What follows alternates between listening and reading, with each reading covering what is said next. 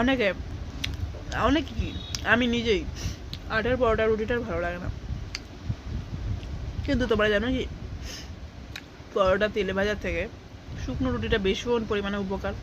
বিশেষ করে এখানে সিঁদুরটা অন্যরকম হয়ে গেছে, বুঝতে পারিনি। বিশেষ করে ফেসের ক্ষেত্রে, এই যে আমরা ফেসিয়াল ইউজ করি মুখে,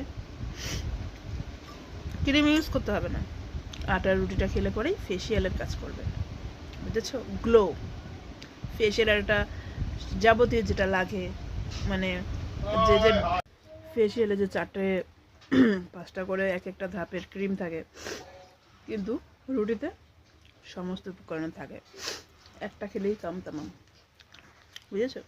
শুধু একদিন খেলে হবে না, প্রতিটা দিন। শুধু ফেসিয়ালের কাজ করে সেটাও না, ডায়েটের ক্ষেত্রেও শরীরে স্ট্রং এনার্জি সমস্ত কিছু পাবে, বুঝেছো? আমি তো পছন্দ করি না হিসেবে, তো বাধ্য হয়ে খেতে হয়। কিন্তু ভাতটা অ্যাভয়েড করো, ভাতটা অ্যাভয়েড করো। আমার তো পছন্দ না ভাত অ্যাভয়েড করো, আপনাদের? আমাকে করতে হয়, কিছু করার নেই। আর করো কিন্তু, এই যে এখন পরোটা খাচ্ছি, এই শখ মানে শখের সাথে খাওয়াই যায় একদিন, সবসময় তো আর ফাস্টফুড খাওয়া যায় না চর্বির জন্যে, তাই শখে একদিন খাওয়াই যায়, তাই না? এই যে যারা প্রতিদিন ডায়েট করে সবসময় সব কিছু মানায় না, ঠিক আছে?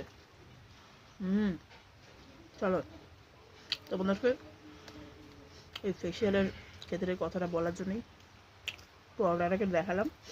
তো শখে একদিন খাওয়াই যায়। আটা রুটি আমার ভালো লাগে না, তবুও কড়া কড়া করে ভাজলাম। চলো, চলো। বৃষ্টি পড়ছে, ভীষণ বৃষ্টি। আজ আবার সোমবার, কাল মঙ্গলবার, জয় মঙ্গলবার। চলো, লাগে আজ।